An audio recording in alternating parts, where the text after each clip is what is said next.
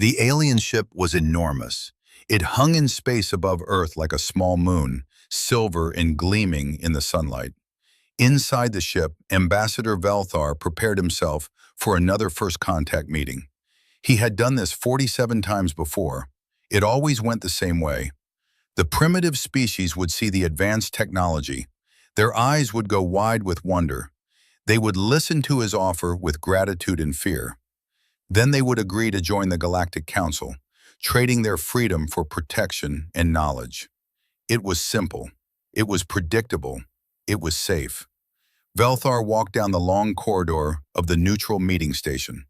His tall, thin body moved with grace.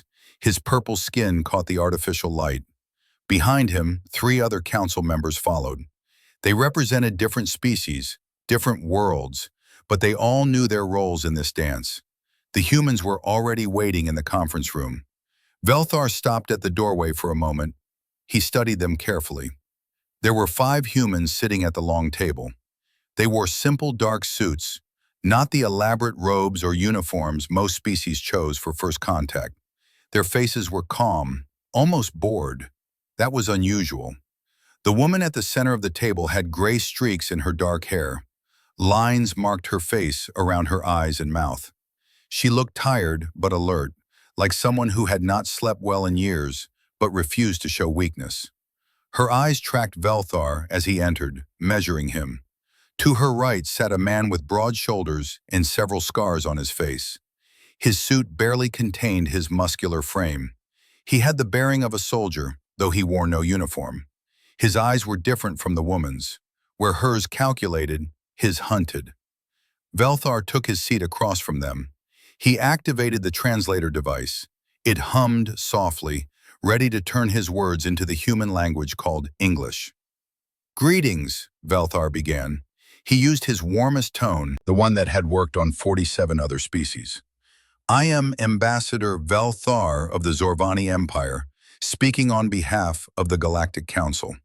We welcome humanity to the greater community of intelligent life." The woman nodded once. "Thank you. I'm Director Sarah Chen, representing the United Earth government. These are my colleagues." She did not introduce them by name. Velthar noticed this but continued. "We have much to offer your species," he said. He gestured, and a holographic display appeared above the table. It showed stars, planets, ships, and technology. "The Council has existed for over 12,000 of your years. We represent 342 species across 2,000 worlds. We offer knowledge, trade, and most importantly, protection." The humans watched the display without reaction. Most species would gasp at this point, overwhelmed by the scope of the galaxy. These humans just watched and waited. Velthar felt the first tickle of uncertainty. He pushed forward. "In exchange for Council membership, we ask for resources from your world. Minerals, biological samples, and personnel for our expansion efforts. It is a small price for what you gain." "Personnel," the woman repeated. "You mean soldiers." "Crew members," Velthar corrected gently. "For ships, for colonies, for defense stations. Every species contributes according to their strengths." The scarred man leaned forward slightly. "Defense against what?" Here it was, the moment where fear would enter their eyes, where they would understand why they needed the Council. Velthar changed the holographic display. It now showed something terrible. The creatures on the screen were black and twisted, like insects grown to the size of ships. They moved in swarms, thousands upon thousands, blocking out the stars. The footage showed them descending on a planet, covering it like a plague. Cities burned, ships exploded. In hours, everything was gone. "These are called the Devourers," Velthar said softly. "They travel through space, consuming everything in their path. They have destroyed 32 civilizations. No world has ever survived their attack. This is why all intelligent species must stand together. Alone, we fall. United, we endure." He watched the humans carefully. Fear should show now. Panic. The desperate need for protection. Instead, the woman tilted her head slightly. She studied the footage like a teacher examining a student's work. The scarred man's eyes narrowed. The other humans began whispering to each other, pointing at details in the display. "Run that section again," the woman said, "where they attack the orbital platforms." Velthar complied, confused. The footage showed the Devourers overwhelming a planet's defenses, destroying everything with their superior numbers. "They don't use tactics," the scarred man observed. His voice was flat, professional. "Just mass. They rely entirely on overwhelming force through numbers." "How many times have you fought them?" the woman asked. "Fought them?" Velthar repeated. "We evacuate when they approach. We run. We survive. Fighting them is suicide. I just showed you what happens." "You showed us what happens when you run away," the scarred man corrected. "How many times have you actually tried to stop them, to kill them?" The other council members shifted uncomfortably. One of them, a being covered in blue fur, spoke up. "We preserve life. We do not waste it in futile gestures. The Devourers cannot be stopped. We have accepted this truth." The woman leaned back in her chair. She glanced at her colleagues. Something passed between them, some unspoken communication. When she looked back at Velthar, her expression had changed. It was not quite pity, but something close. "Thank you for your offer, Ambassador," she said formally, "but we must decline." Velthar felt shock run through him. In 47 first contacts, no species had ever refused. "You do not understand. Without the Council, you are alone. When the Devourers come, and they will come, you will have no help. Your species will end." "We understand perfectly," the woman replied. Her voice was gentle but firm. "You're offering to trade our freedom and resources for the privilege of running away when danger comes. That's not protection. That's cowardice dressed up in pretty words." The scarred man stood up. The other humans followed. "We'll handle our own defense," he said. "Humanity has faced extinction before. We're still here." They walked toward the door. Velthar found himself standing, reaching out. "Please, reconsider. You do not know what you are refusing. The Devourers show no mercy. They will come to your world, and you will die. All of you will die." The woman paused at the doorway. She looked back at him, and for a moment, Velthar saw something in her eyes that made his blood run cold. It was not fear. It was not arrogance. It was the calm certainty of a predator that had spotted prey. "If they come to our world," she said quietly, "then they'll learn what happens when you threaten humanity's home." The humans left. The door closed behind them with a soft hiss. Velthar stood in the silent conference room, staring at the closed door. Around him, the other council members began speaking rapidly, discussing this unprecedented failure. But Velthar barely heard them. He kept thinking about that look in the woman's eyes, about the way the scarred man had analyzed the Devourer footage like a hunter studying prey, about how none of them had shown fear when they saw the greatest threat in the galaxy. Velthar had been wrong about one thing. This had not gone like the 47 previous first contacts. This had gone differently, very differently. He marked Earth's file as diplomatically immature in the official records. But in his private notes, he wrote something else, a warning that no one would read or believe until it was too late. "This species does not understand fear the way others do. Recommend extreme caution in future interactions." The meeting was over. The humans returned to their world, and the galaxy continued turning, unaware that something had changed. Something fundamental. Earth had been invited to join the prey. Earth had refused. And soon the galaxy would learn the difference between a species that ran from predators and a species that had become one. 18 months passed. Director Chen sat in her office deep beneath the mountains of Colorado. Her desk was covered with reports, star charts, and tactical assessments. She had not been home in 3 weeks. She had not slept more than 4 hours in any night since the meeting with the aliens. But Earth was ready. The screen on her wall flickered to life. A young officer appeared, his face pale. Director, we have confirmation. Long-range sensors picked up the signature. It's them.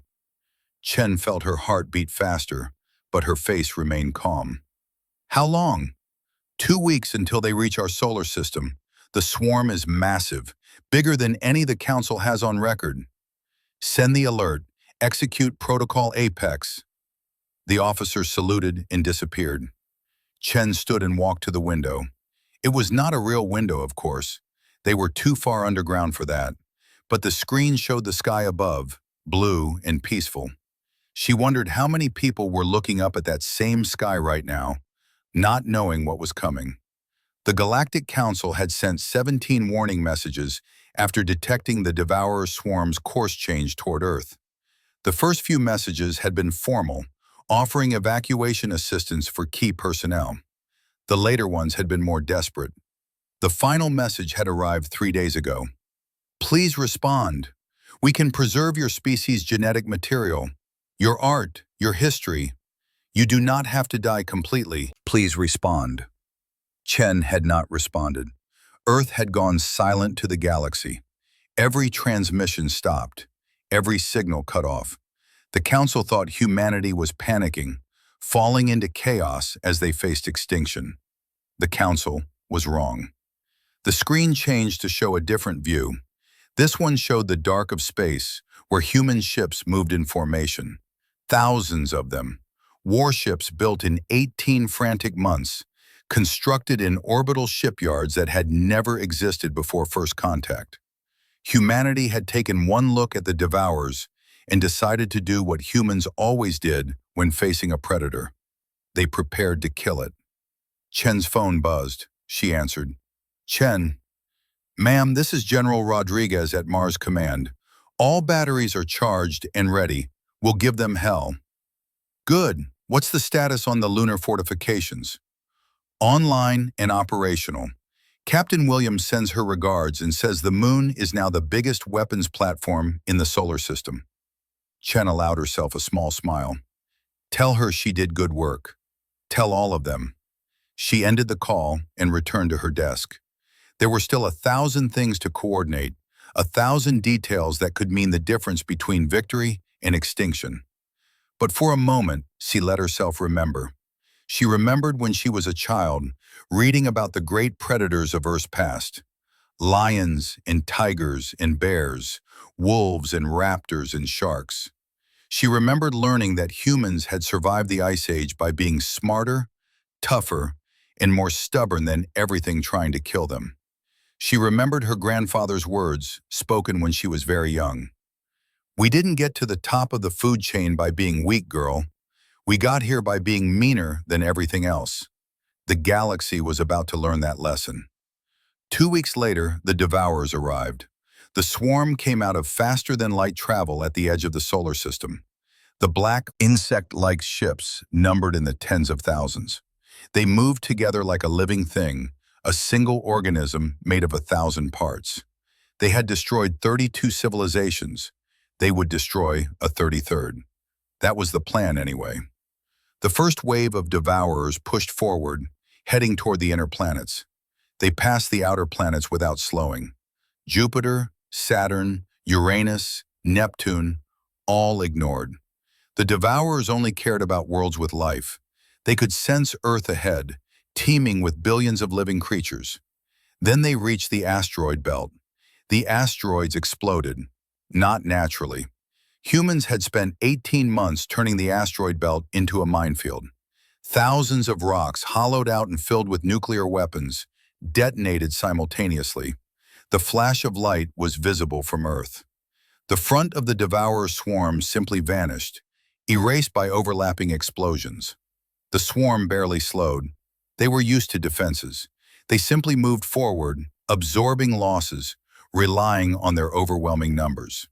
The second wave of asteroids exploded, then the third, then the fourth. By the time the swarm cleared the belt, they had lost 30% of their ships. No species had ever hurt them this badly before making contact. The Devourer swarm's simple intelligence registered something new, not fear. The Devourers did not feel fear, but they recognized threat. They recognized danger. They pressed forward anyway. Earth was ahead. Earth was the target. They would consume it, and their losses would be forgotten in the feeding. Mars came into view. The red planet hung in space, seemingly defenseless. The Devourers moved toward it, planning to use it as a staging ground. The planet fired back. Massive railguns built into Olympus Mons and other mountains launched telephone pole-sized projectiles at nearly the speed of light. The kinetic energy was enormous. Each shot that hit a Devourer ship tore through it like paper, punching holes the size of buildings. The Devourers tried to avoid the fire, but the railguns were computer-guided, their aim perfect. Ships died by the dozens, then by the hundreds. The swarm split, trying to come at Mars from multiple angles. That was when the drones launched. Millions of them, small automated fighters no bigger than cars. They swarmed out from Mars's orbit like angry wasps. Each carried a small payload of explosives. Each was guided by an artificial intelligence that made split-second decisions faster than any biological mind could process. The drones threw themselves at the Devourer ships in waves. They accepted casualties that would horrify any living crew. They were machines, and machines did not fear death. For every 10 drones destroyed, one would get through and detonate against a Devourer hull. The swarm pushed past Mars, now reduced by half. They had never faced resistance like this, but Earth was close now. They could sense it. Once they reached it, once they landed on the surface, the defenses would not matter. They would consume everything. They passed Earth's moon. The moon opened fire. Captain Williams stood on the command deck of Fortress Luna, the largest military installation humanity had ever built. The entire near side of the moon had been converted into weapons emplacements. Missile batteries, laser arrays, particle beam cannons, energy weapons that drew power from fusion reactors buried in the lunar soil. "All stations weapons free," Williams ordered. Her voice was calm. She had been preparing for this moment for 18 months. "Let's show these things what humans do to home invaders." The lunar surface lit up like a miniature sun. Thousands of weapons fired simultaneously. The space between the moon and the approaching swarm became a wall of destruction. Missiles with nuclear warheads streaked toward their targets. Lasers burned through armor plating. Particle beams struck with the force of lightning. Devourer ships died in droves. But still they came. "Ma'am, they're closing to orbital range of Earth," her second-in-command reported. "Good," Williams replied. "Let them see what we've been building." The Devourers reached Earth orbit and found it full. Hundreds of space stations, each one a weapons platform. Thousands of automated defense satellites. Millions of mines drifting in carefully plotted orbits. And everywhere, human ships. Smaller than the Devourer vessels, but faster, more maneuverable, and absolutely fearless. The battle for Earth lasted 3 days. The Devourers fought with the tactics that had always worked. Overwhelming numbers, relentless pressure, biological weapons that could terraform a planet into a feeding ground. They threw themselves at Earth's defenses like waves against a shore, certain that eventually the shore would break. But this shore was made of steel and fire and human stubbornness. Human ships used tactics the Devourers could not predict. They set traps, lured enemy vessels into kill zones, coordinated strikes that hit weak points the aliens did not know they had. Human weapons kept evolving mid-battle, as engineers on the ground analyzed the Devourer biology and transmitted updates to the fleet. Nuclear weapons lit up the darkness, not the carefully controlled bombs used in the asteroid belt, but massive planet crackers deployed in space where their radiation would not harm Earth.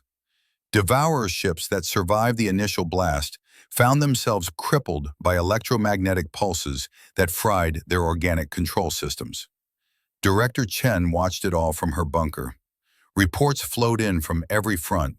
Casualty numbers climbed into the millions as Devourer weapons struck cities on Earth's surface. Entire orbital platforms were lost. Whole fleets disappeared in fireballs. But the devourers were dying faster. On the third day, something unprecedented happened, something that had never occurred in 12,000 years of galactic history. The devourer swarm retreated. The remaining ships, perhaps 20% of the original force, turned and fled. They left their dead floating in orbit. They abandoned the planet they had come to consume. They ran. Chen received the report and closed her eyes. Around her, people were cheering, crying, celebrating, but she felt only exhaustion and grief for the billion people who would never see this victory. Her phone rang. It was Rodriguez. "We did it," he said. His voice was rough with emotion. "We actually did it." "Yes," Chen replied, "but it's not over. We hurt them. Now we need to make sure they never come back." "What do you mean?" Chen pulled up a star chart on her screen. It showed the devourer's retreat path. "I mean, we follow them, we hunt them down, and we finish what they started." Far away on the Council's capital world, Ambassador Velthar watched the same reports with shock and disbelief. The devourers had been defeated, not just held off or survived, actually defeated, driven away, by humans, by the species he had dismissed as diplomatically immature just 18 months ago. He thought about the warning he had written, the one no one had believed, the one about humans not understanding fear. Now he understood. Humans understood fear perfectly. They just responded to it differently than every other species in the galaxy. They responded by becoming something more frightening than whatever scared them. The Galactic Council convened an emergency session 3 weeks after the Battle of Earth. Representatives from hundreds of worlds filled the vast chamber, their various forms of communication creating a buzzing chaos that the translator systems struggled to manage. Ambassador Velthar stood at his podium, looking older than he had a year ago. The purple of his skin had faded to a dull lavender. The events at Earth had shaken something fundamental in his understanding of the universe. "The data is confirmed," he announced, his voice cutting through the noise. "The humans have won a complete victory against a devourer swarm. Not only have they survived, but they have destroyed over 80% of the attacking force. The remainder has fled human space." The chamber erupted. Some delegates celebrated. Others expressed disbelief. Many simply sat in stunned silence. In 12,000 years, no one had defeated the devourers. The best any civilization could hope for was to run fast enough and far enough to survive. But humans had not run. They had stood and fought, and they had won. "What are the humans doing now?" asked Representative Cathal, a being made of living crystal who spoke through light patterns. Velthar hesitated. "That is concerning. Our long-range sensors show massive human fleet movements. They appear to be following the retreating devourers." "Following them?" Cathal's light pattern shifted to a color indicating confusion. "To where?" "We do not know. The humans have not responded to any of our communications since before the battle." Far from the council chamber, in the cold of deep space, Admiral Sarah Kimura stood on the bridge of the UES Vengeance. Around her ship, 300 others moved in perfect formation. These were not the defensive platforms that had protected Earth. These were hunting vessels, built for speed and striking power. "Long-range sensors have the target," her tactical officer reported. "The devourer remnants are 3 light-years ahead, moving toward an uninhabited system." "Good," Kimura said. She was younger than Director Chen, but she had the same tired look in her eyes. She had lost her family in the Battle of Earth. Half of Sydney had burned when a devourer weapon got through the defenses. "Increase speed. I want us in strike range before they can dig in." The chief engineer spoke up. "Ma'am, we're already pushing the engines harder than design specs allow. If we go any faster, then we'll be where we need to be," Kimura interrupted. "These things killed 1 billion people. They came to our home and tried to erase us. I don't care about design specs. I care about making sure they never do it again." The engineer nodded and got back to work. No one on the ship questioned the orders. They were all volunteers. They had all lost someone. They all wanted the same thing: revenge. The human fleet caught up to the Devourers in an empty system, far from any inhabited worlds. The aliens had tried to hide among the asteroids and debris of a failed planetary formation. It did not work. Target acquired, the tactical officer announced. Multiple Devourer vessels detected. They appear to be attempting to regenerate their numbers. Kimura studied the display. The Devourers were building something, growing new ships from the organic matter they carried. It was how they replaced losses. Given enough time, this small remnant could become a new swarm. "We're not giving them time," Kimura said. "All ships, attack pattern Delta, no survivors, no mercy." The human fleet opened fire. But this time something was different. The humans were not defending. They were hunting. They used different tactics, coordinated strikes that targeted the Devourer breeding structures. They had studied the enemy during the battle. They knew where the aliens were vulnerable. Missiles struck the organic factories where new ships were grown. Nuclear fire sterilized the areas where Devourer eggs were maturing. Lasers cut through the command vessels that coordinated the swarm's simple intelligence. The Devourers tried to fight back, but they were wounded and weak. The human ships darted around them like sharks circling injured prey. They struck and retreated, never giving the aliens a chance to coordinate a defense. The battle lasted 6 hours. When it was over, not a single Devourer remained alive. Kimura stood alone in the observation deck, looking out at the debris field. Thousands of Devourer bodies floated in the void, frozen and dead. She felt no satisfaction, no joy, just a cold certainty that this was necessary. "Ma'am," her executive officer approached carefully, "the science team wants to board one of the intact Devourer vessels. They think they can learn more about their biology." "Granted, but I want that ship destroyed when they're done. I want every trace of these things erased." "Understood. There's something else. We're receiving a transmission from the Galactic Council." Kimura turned. "Put it through." Ambassador Velthar's face appeared on the screen. He looked frightened. "Admiral Kimura, we have been trying to contact your fleet for weeks. What are you doing? Where are you going?" "We're hunting," Kimura replied simply.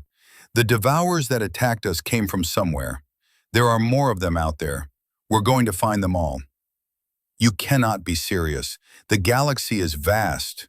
The Devourers number in the millions across dozens of swarms. You cannot possibly—" "Watch us," Kimura interrupted. "You've been running from these things for 12,000 years. We're going to end them in 12 months.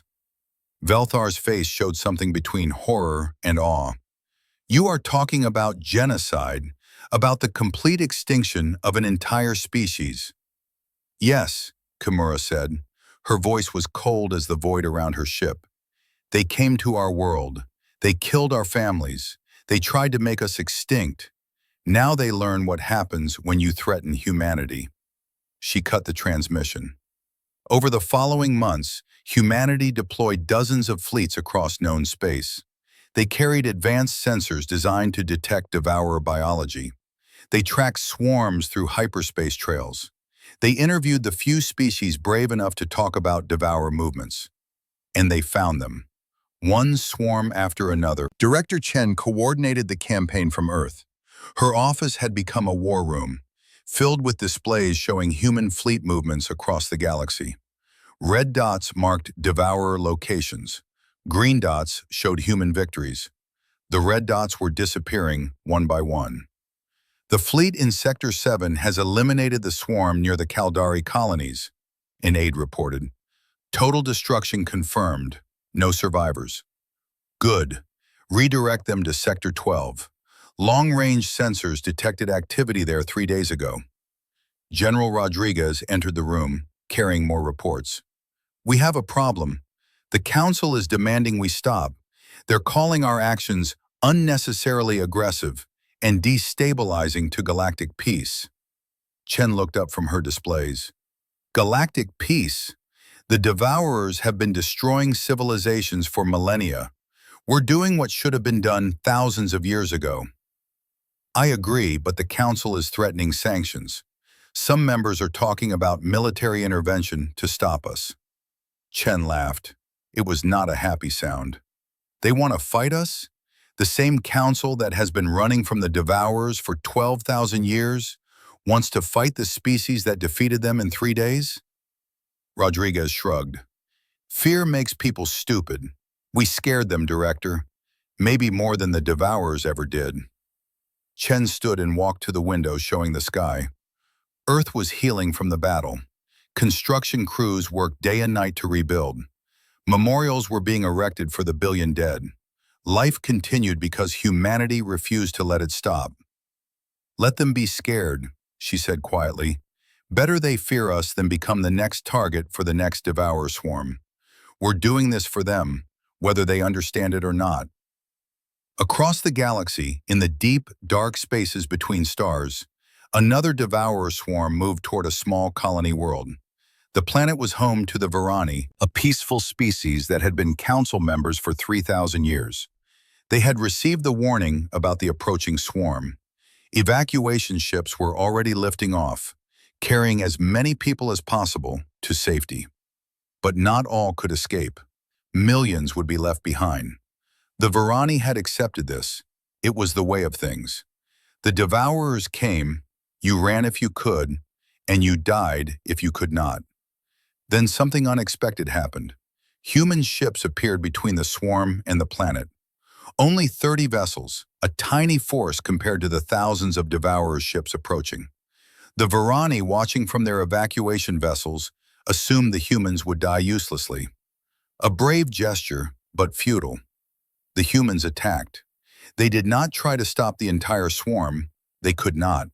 But they struck with surgical precision. The lead ships, the command organisms, the breeding vessels. They targeted the swarm's ability to coordinate and reproduce. Missiles with nuclear warheads tore through the Devourer formation. Lasers burned through armor. Railguns fired telephone pole-sized projectiles that punched holes the size of buildings. And when the Devourers tried to adjust, tried to surround the human ships, the humans did something the Varani had never seen any species do. They charged forward, directly into the heart of the swarm. It was insane. It was suicide. It was the most courageous thing the Varani had ever witnessed. 3 human ships survived the attack. The rest were destroyed, their crews dead. But the Devourer swarm was shattered, its organization destroyed, its breeding capacity eliminated. The remaining alien vessels fled in disarray. The Varani colony was saved. One of the surviving human ships made contact with the Varani evacuation fleet. The captain appeared on screen, her face burned, her uniform torn. Blood dripped from a cut above her eye. Your world is safe, she said. The swarm is broken. They won't come back. You can go home. The Varani commander could barely speak. You sacrificed your ships, your people, for us. We are strangers to you. We are not even allies. The human captain smiled through her pain. You're alive. You have families. That makes you worth protecting. That's all that matters. The transmission ended. The 3 human ships jumped to hyperspace, heading to their next mission. The Varani commander looked at his crew. They were all thinking the same thing. The galaxy had always believed the Devourers were the apex predators of space, the ultimate threat, the unstoppable horror. They were wrong. Humanity had arrived, and the Devourers had learned what humans learned millions of years ago on Earth. There is always a bigger predator. There is always something meaner, tougher, and more stubborn than you. And if that predator decides you are a threat to its pack, to its family, to its home, then you have 2 choices. Run far enough that you are never found, or die. 5 years after first contact, the Galactic Council chamber looked different. The gathering was smaller. Many representatives stayed home, sending holographic projections instead of attending in person. The journey to the capital had become dangerous. Not from the devourers, they were gone, but space itself had changed. Human ships now patrolled the major trade routes. Human colonies had appeared on strategic worlds. Human listening posts monitored communications across dozens of sectors.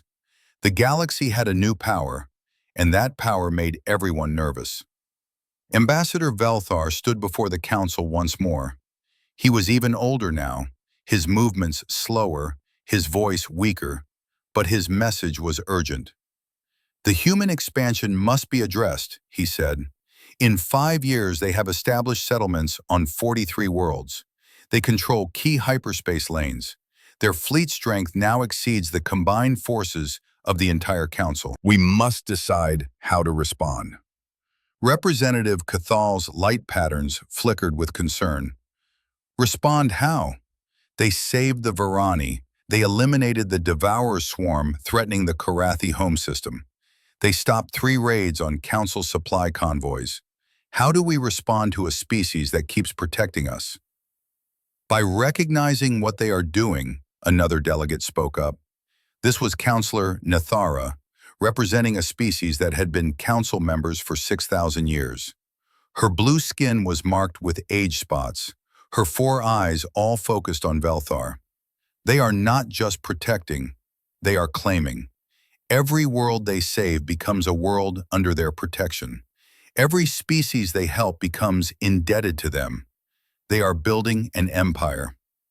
Velthar nodded slowly. 5 years ago, I met with the humans. They said they did not need our protection. Now I understand. They did not need protection because they were already the protectors. This was always their plan. Far from the council chamber, Director Chen sat in a transport shuttle, watching Earth grow smaller through the viewport. She was traveling to Mars for a conference with the colonial governors. The war against the Devourers was over. Now came the harder part, building something lasting. Her assistant, a young man named James, sat across from her, reviewing documents on a tablet. The council is meeting again. According to our intelligence, they're discussing the human expansion. Let them discuss, Chen replied. We're not asking their permission. Some species are grateful. The Varani have offered us permanent base rights on 3 of their moons. The Karathi want to establish an embassy on Earth. But others are calling us occupiers. Chen looked at him. Did we force the Varani to give us those base rights? No, ma'am, they offered. Did we demand the Karathi establish an embassy? No, ma'am, they requested it. Then we're not occupiers. We're doing what the council should have done thousands of years ago. We're taking responsibility for keeping people safe. James hesitated. Some people are comparing us to the Devourers. They say we're just another swarm, consuming the galaxy. Chen's expression hardened. The Devourers killed everything they touched. We protect everything we touch. Anyone who cannot see the difference is either stupid or lying. The shuttle landed on Mars. The red planet had transformed since the war. The military installations remained, but now cities sprawled across the surface. Domes housed millions of people. Terraforming had begun in earnest. In another 100 years, Mars might not need domes at all. The conference room was filled with governors from human colonies across dozens of worlds. Some were on planets humanity had claimed before the war. Others were on worlds given to humanity by grateful species. All of them faced the same challenges. Governor Martinez spoke first. The question we keep facing is simple. What are we building? Are we an empire? A federation? A defensive alliance? We need to decide. Chen stood at the head of the table. We're building what humanity has always built. A pack. A family. We protect our own, and we decide who counts as our own. The council says we're becoming too powerful, another governor added. They're talking about sanctions, maybe even military action. The council is afraid, Chen replied. They've spent thousands of years being weak. They forgot what strength looks like. We show up, we solve their worst problem, and they resent us for it. So what do we do? Chen pulled up a star map on the central display. It showed human territory marked in green. The territory had grown significantly, but it was still a small portion of the galaxy.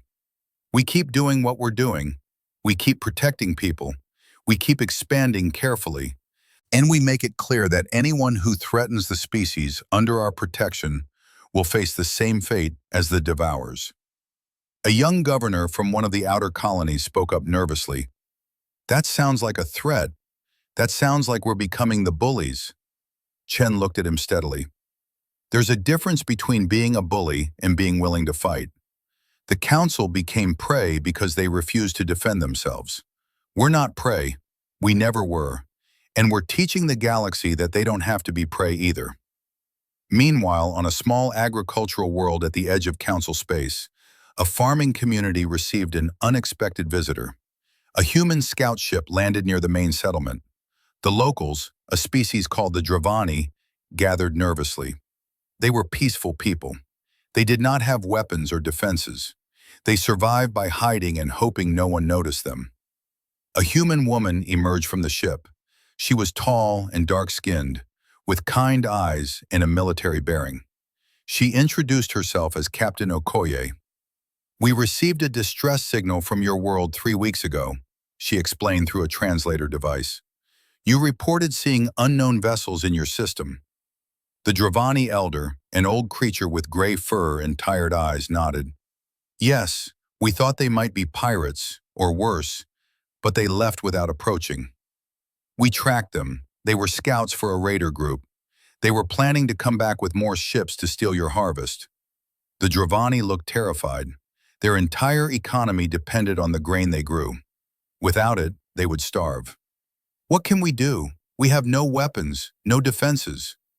Captain Okoye smiled. "You don't need weapons. You have something better. You have us." She pulled up a holographic display. It showed 2 human warships in orbit above the planet. "We've established a protection zone around your world. The raiders won't come back. And if they do, they'll regret it." The Dravani elder was confused. "Why would you protect us? We are nobody. We have nothing to offer you." "You have everything to offer," Okoye replied gently. "You're alive. You have families. You grow food. You contribute to the galaxy in your own way. That's enough. That's all it takes for you to matter to us." "But what do you want in return?" Okoye thought for a moment. "Information. If you see raiders or threats in this region, let us know. Trade. We could use some of that grain you grow. It's supposed to be excellent. And friendship. The galaxy has too many enemies and not enough friends." The Dravani elder's eyes filled with tears. "For 600 years we have been alone. We hide. We hope. We pray that the predators do not notice us. And now you come, and you say we do not have to hide anymore? That's exactly what I'm saying. You're under Earth's protection now. You're part of our pack." Word of the incident spread. It was not the only one. Human ships appeared across the galaxy, responding to distress calls, stopping pirates, defending weak species from exploitation. They did not ask for payment. They did not demand tribute. They offered protection freely. Some species accepted gratefully. Others remained suspicious. But slowly a new reality emerged. The galaxy was dividing into 3 groups: those who accepted human protection, those who refused it, and those who were still deciding. Back on Earth, in her office beneath the mountains, Director Chen received daily reports. The pattern was clear. Humanity was building an empire, but it was an empire unlike any the galaxy had seen before. It was not based on conquest or subjugation. It was based on the simple human principle that had existed for hundreds of thousands of years. We protect our tribe, and our tribe keeps growing. Chen was reviewing a request from the Villani system when Admiral Kimura called.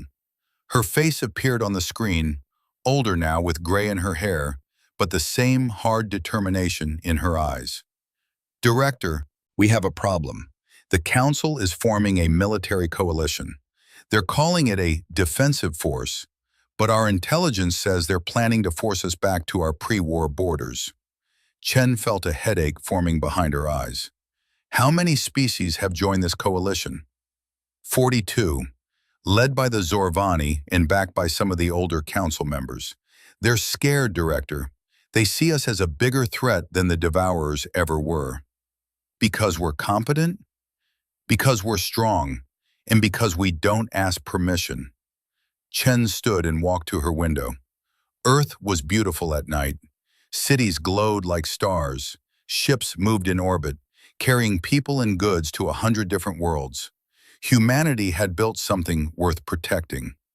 Set up a meeting, Chen said quietly, with Ambassador Velthar.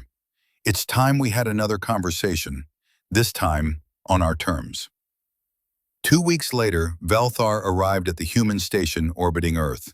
He remembered the last time he had come here, 5 years ago, to offer humanity a place in the Council, to offer protection.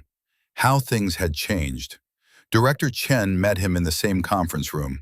She looked older, more tired, but her eyes were still sharp, still calculating. Ambassador, she said, thank you for coming. I am surprised you invited me, Velthar replied. Your people have not been responsive to Council communications. We've been busy, protecting people, building things, the things the Council should have been doing. Velthar felt anger rise in him. You are building an empire. You are taking control of worlds that do not belong to you. We're building a pack, Chen corrected. There's a difference. The worlds under our protection asked for our help. The species we defend want us there. We're not taking anything. We're offering something you never could. Safety. Safety at what cost? You humans are not peaceful. You are warriors, predators. What happens when you decide a species is a threat? What happens when you decide someone is prey? Chen leaned forward. I'll tell you exactly what happens. We eliminate the threat. Permanently. Completely. Just like we did with the Devourers. And that terrifies you because you've spent 12,000 years believing that running away is wisdom, that being weak is somehow noble. And you believe being strong gives you the right to rule? No, Chen said. Being strong gives us the responsibility to protect. That's the difference you'll never understand. You see power as a tool for control. We see power as a tool for defense. Of ourselves and of those too weak to defend themselves. Velthar was quiet for a long moment. The Council is preparing for war. They will try to force you back to Earth. Then they'll lose, Chen replied simply. And they'll lose badly. And then what? How many people die because the Council is more afraid of us than they ever were of the Devourers? What would you have us do? Chen pulled up a document on the table display. This is a treaty, the Sol Accords. It outlines clear rules for human expansion. It protects the rights of species under our protection. It establishes trade agreements and mutual defense obligations. It creates a framework for cooperation instead of conflict. Velthar studied the document. It was fair, more fair than he had expected, but it also formalized human power. It made humanity's position permanent. If we refuse, he asked, then we continue as we are. We protect who we want. We expand where we need to, and the Council becomes irrelevant. But people die unnecessarily in the meantime. Species that could be safe remain vulnerable, and the galaxy stays divided. Velthar thought about the Varani, saved by human sacrifice, about the Dravani, no longer hiding in fear, about the 100 other species that now slept peacefully because human ships patrolled nearby space. He thought about what the galaxy could be with humanity as part of it instead of opposed to it. I will present this to the Council, he said finally. Chen nodded. See that you do, because the galaxy is changing whether the Council likes it or not. The only question is whether that change happens peacefully or through bloodshed. That's up to you. Velthar left the station, thinking about the first time he had met the humans. He had offered them protection. They had refused. Now they were offering the entire galaxy protection. The predator had become the protector, and the galaxy would never be the same. 20 years after first contact, Ambassador Velthar was old. His purple skin had faded to almost white. His movements were slow and deliberate, but his mind remained sharp, and he remembered everything. He remembered the arrogant young diplomat who had thought he understood the galaxy, who had thought humans were just another primitive species to be uplifted and controlled. He had been wrong about so many things. The council chamber was different now. Human representatives sat among the delegates, not as junior members seeking approval, but as equal partners. More than equal, if Velthar was honest. The humans had become the unofficial leaders of galactic security. When threats emerged, everyone looked to Earth for solutions. Velthar requested a private meeting with Director Chen. She was older too, her hair completely gray now, her face lined with the weight of 2 decades of responsibility, but her eyes were still sharp, still calculating. They met on the human station orbiting Earth, the same station where everything had changed, the same conference room where Velthar had offered protection and been refused. "You asked to see me," Chen said, sitting across from him. "This must be important. You rarely leave your homeworld anymore." "I am dying," Velthar said simply. "The doctors give me perhaps a year. I wanted to have this conversation before I am gone." Chen's expression softened slightly. "I'm sorry." "Do not be. I have lived a long life, longer than most of my species. But there is something I must say, something I must understand." He paused, gathering his thoughts. "You have made us afraid. Every species in the galaxy watches Earth and wonders when you will decide we are threats, when you will do to us what you did to the Devourers." Chen sighed. "We've had this conversation before, multiple times. What are you really asking?" "I want to know the truth. What are humans building? What is your ultimate goal?" Chen stood and walked to the window. Earth turned slowly below, blue and green and beautiful. "You want to know what we're building? I'll tell you. We're building what we've always built, a family, a pack. We're taking the strong human instinct to protect our tribe and applying it on a galactic scale. But your tribe keeps growing. Where does it end? When everyone who wants to be protected is protected. When no one has to hide like the Dravani did. When no species has to run like you did from the Devourers. And those who refuse your protection," Chen turned to face him, "we leave them alone. We don't force anyone into our pack. Look at the Krenathi. They refused any treaties with us. We respected that. We don't patrol their space. We don't interfere with their politics. They wanted independence, so we gave it to them. But you also do not help them. When the Krenathi colony on Theta Prime was struck by that asteroid, you sent no aid. Because they asked us not to. They made their choice. We respect choices.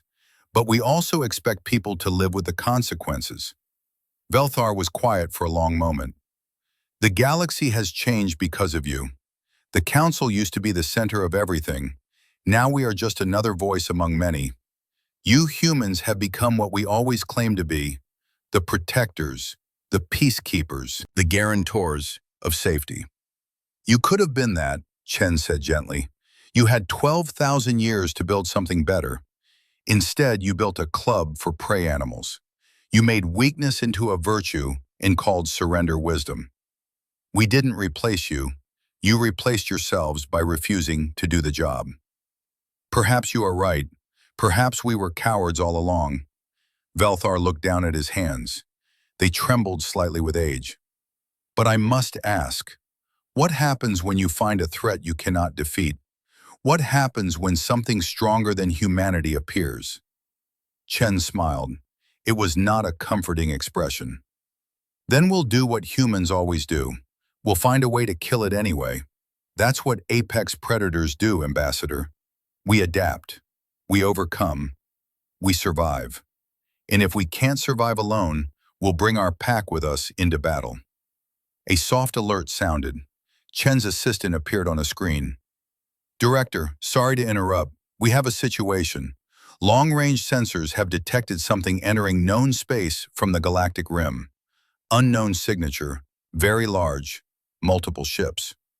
Chen's expression sharpened instantly. Battle stations, alert all fleets. Get me full sensor data.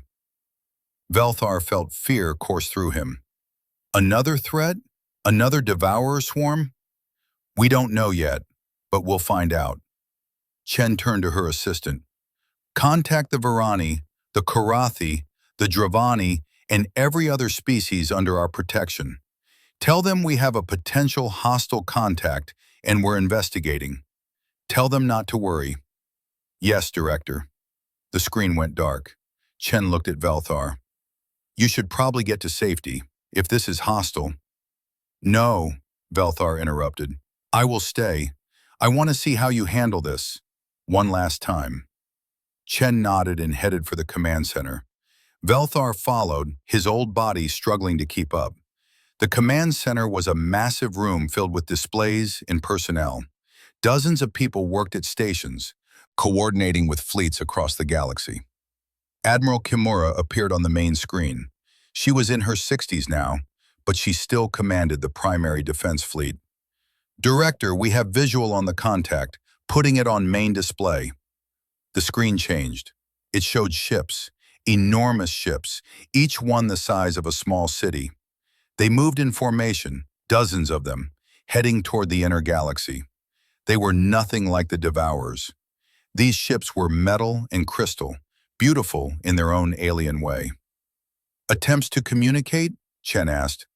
Ongoing, no response yet, but they're broadcasting something. The linguistics AI is trying to translate. Velthar stared at the ships. He had never seen their design before.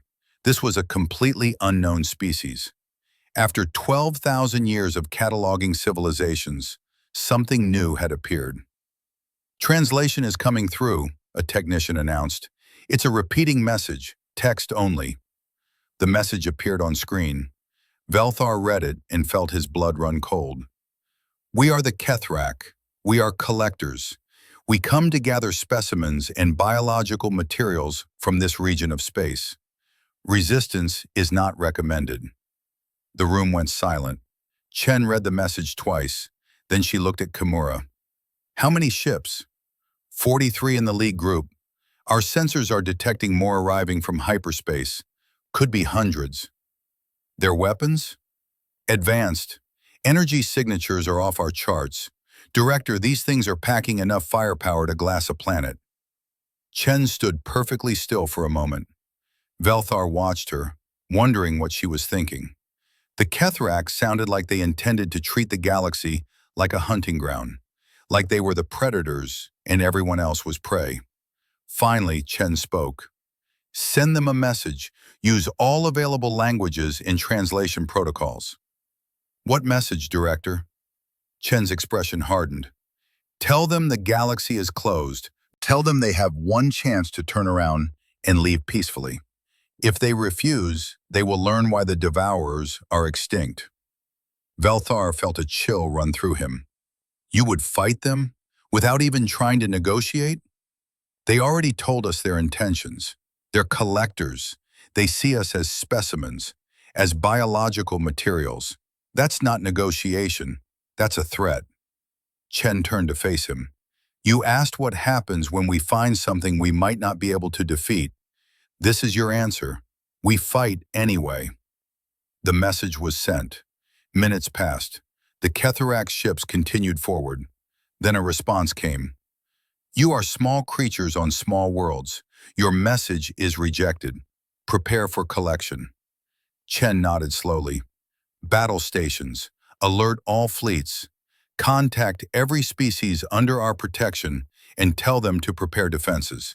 And send a message to the Council. What message? Tell them the Soul Accords are now active. Tell them we're invoking the Mutual Defense Clause. Any species that wants our protection needs to request it now. Anyone who wants to stay neutral should start evacuating border regions.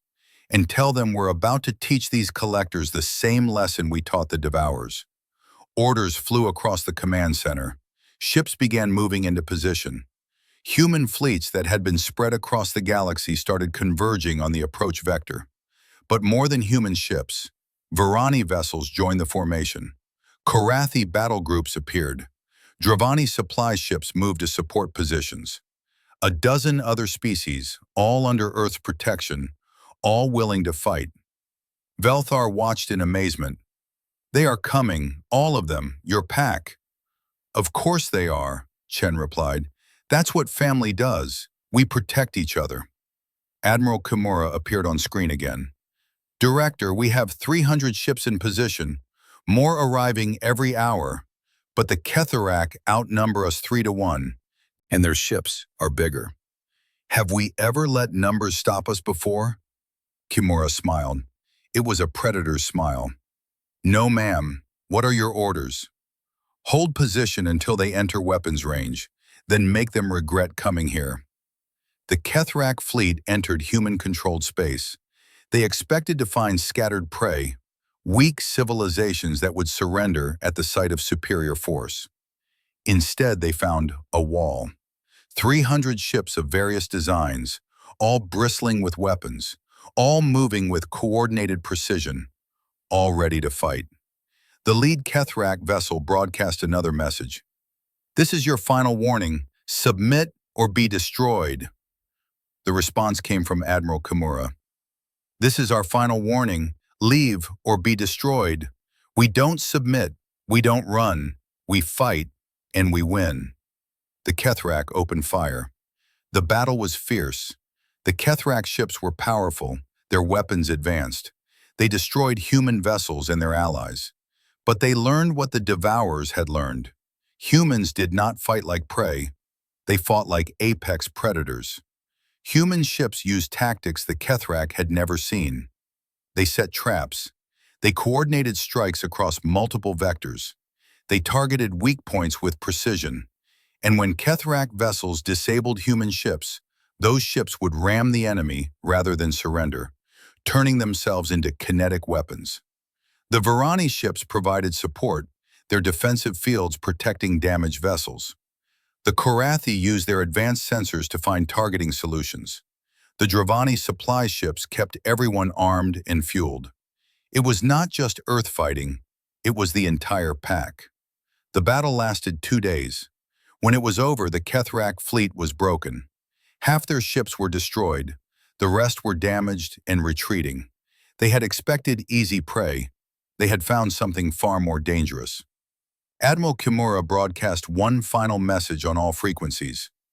"Tell your people what happened here. Tell them you came to a galaxy protected by humans, and humans do not allow collections. We do not allow threats. We do not allow anyone to harm our pack. If you come back, we will finish what we started."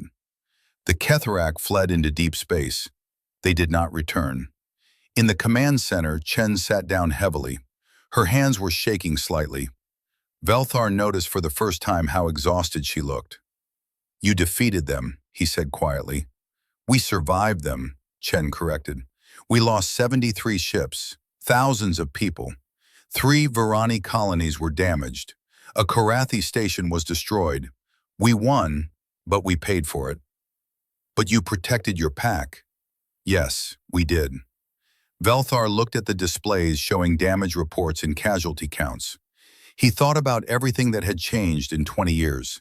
The galaxy that had been prey for so long now had a protector. The species that had hidden and run for millennia could now stand and fight.